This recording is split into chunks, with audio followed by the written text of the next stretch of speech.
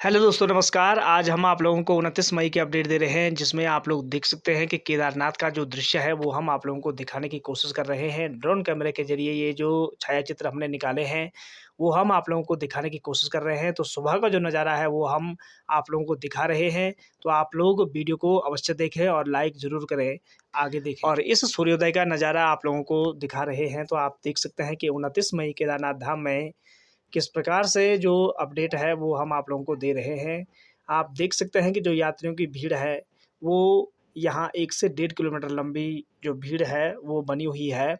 और लाइन में आप देख सकते हैं कि यहाँ जो यात्रीगण यहाँ अनेक प्रकार के राज्यों से होकर के आ रहे हैं, और इन राज्यों से होकर के 22 किलोमीटर की चढ़ाई चढ़ कर के केदारनाथ धाम में जब आते हैं, तो भीड़ बढ़ने से यात्रियों की लाइन लगाई जाती है, जिससे कि 2 से ढाई घंटे तक जाम में फँसा रहने के बाद केदारनाथ धाम की ओर रवाना होते हैं।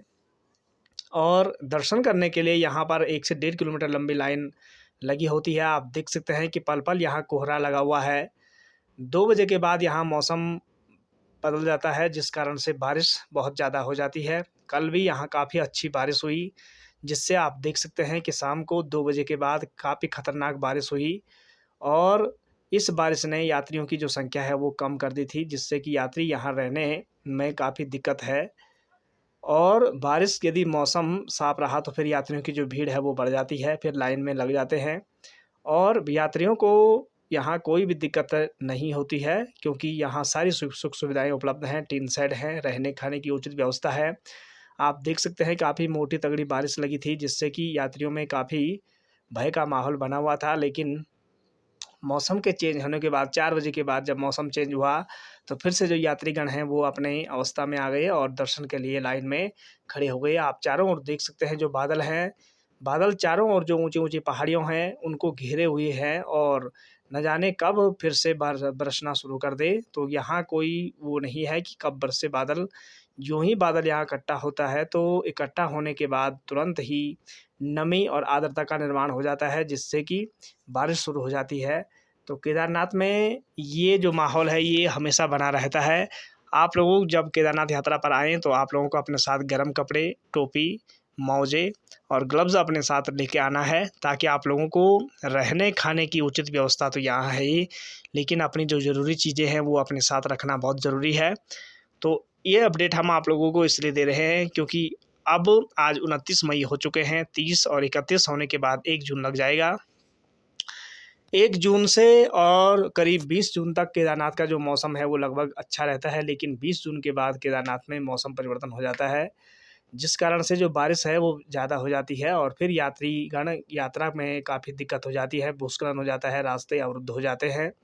तो आप लोगों से अनुरोध है कि 20 जून तक आप केदारनाथ यात्रा पर बेहिचक आ सकते हो। यहाँ कोई भी दिक्कत नहीं है, अभी रास्ते बिल्कुल अच्छे हैं, ज़्यादा बारिश नहीं है। आप देख सकते हैं किस प्रकार से बर्फ़ के जो ग्लेशियर हैं उनको काट कर के रास्ता बनाया गया है, और आप लोगों को यहाँ विभिन्न जो ग्लेशियर हैं उन ग्लेशियरों को देखने का मौका मिलेगा, बर्फ़ में रहने का मौका मिलेगा। पल भर के लिए बर्फ़ में जो तस्वीरें खींचते हो, वो तस्वीरें खींचने में आपको मज़ा आएगा। यहाँ पर आप देख सकते हैं जलधारा है, जो यहाँ से जलधारा को लेकर के शिवलिंग के ऊपर चढ़ाना चाहता है तो वो जा सकता है। यहाँ पर जल को, जो तांबे का पात्र होता है, उस पात्र में जल को भर कर के मंदिर परिसर में ले जाकर के भगवान शिव के लिंग के ऊपर अर्पित कर सकते हैं। तो इसमें कोई भी दोहराई नहीं है। यहाँ पर दान पेटी है, जहाँ पर सारे लोग यहाँ पर दान पेटी में दान करते हैं, और यहाँ पर आप देख सकते हैं कि जो कुंड है, इस उदक कुंड से जल निकाला जाता है और यात्रियों को ले जाया जाता है।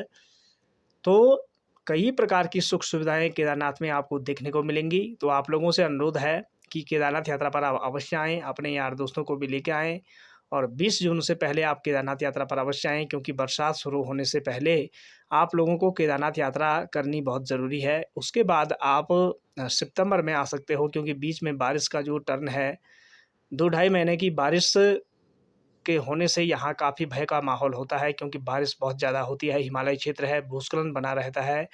और यहाँ पर आप देख सकते हैं कि भंडारे की व्यवस्था है सामने पे, तो सामने से जो खाना-पीना है वो यहाँ पर लेकर के ये भाई यहाँ पर खाना खा रहा है। और ये जो भंडारे में आपको पूरी मिलेगी, यहाँ पर जो रोटियाँ हैं, दाल है, भात है वो मिलेगी और यहाँ पर आप देख सकते हैं जो टेंट हाउस है, टेंट हाउस में आपको रहने-खाने की उचित व्यवस्था मिलेगी। बारिश में यहाँ पर अच्छी सुविधाएँ हैं और आप देख सकते हैं चारों ओर का जो नज़ारा है, बादल छाए हुए हैं। यूँ ही बादल इकट्ठा होते हैं तो फिर बारिश शुरू हो जाती है। तो केदारनाथ में इस प्रकार की जो अपडेट है वो हम आप लोगों को देते रहते हैं अपने ब्लॉग के माध्यम से। आर के पहाड़ी ब्लॉग को आप लोग सर्च करें और देखें देश दुनिया की जो न्यूज़ है वो हम आप लोगों को देते रहेंगे। आप लोग देख सकते हैं किस प्रकार से केदारनाथ में चारों ओर का जो माहौल है वो बिल्कुल दिलचस्प बना हुआ है और इस माहौल को हम आप लोगों को इसलिए दिखा रहे हैं ताकि आप लोग देखने में कोई हिचकिचाहट पैदा ना हो और यहाँ चारों ओर का जो नज़ारा है वो हम आप लोगों को दिखाएँगे, तो आप अवश्य देखें। ये देख सकते हैं आप किस प्रकार से केदारनाथ में जो दृश्य है वो दृश्य हम आप लोगों को दिखाने की कोशिश कर रहे हैं। ड्रोन कैमरे के ज़रिए रास्ते के अनेक जो दृश्य हैं वो आप लोगों को दिखा रहे हैं। तो आप लोग देख सकते हैं देवभूमि उत्तराखंड का जो दैदिव्यमान भूमि है, उस भूमि के दर्शन हम आप लोगों को करवा रहे हैं। तो आप लोग भी अवश्य ही उत्तराखंड के देवभूमि में पधारें और भगवान शिव के केदारनाथ में आप लोगों का तहे दिल से स्वागत है। भू बैकुंठ बद्री धाम में आप लोगों का सभी तहे दिल से स्वागत है। गंगोत्री, यमुनोत्री में आप सभी लोगों का स्वागत है। आप मधवेश्वर धाम की ओर भी रवाना अवश्य हों, क्योंकि मधवेश्वर धाम केदारनाथ के ठीक पश्चिम में है और ऊखीमठ से आपको 28 किलोमीटर की चढ़ाई चढ़नी है। तो करीब 16 किलोमीटर से 20 किलोमीटर तो आपको गाड़ी ले आएगी और 20 किलोमीटर के बाद आपको 12 से 15 किलोमीटर करीब चढ़ाई चढ़नी है। तो इसमें कोई भी दिक्कत नहीं है। तो आप लोग भी अवश्य ही केदारनाथ, बद्रीनाथ, गंगोत्री, यमुनोत्री, तुंगनाथ और मधवेश्वर धाम की ओर आप अवश्य आएँ।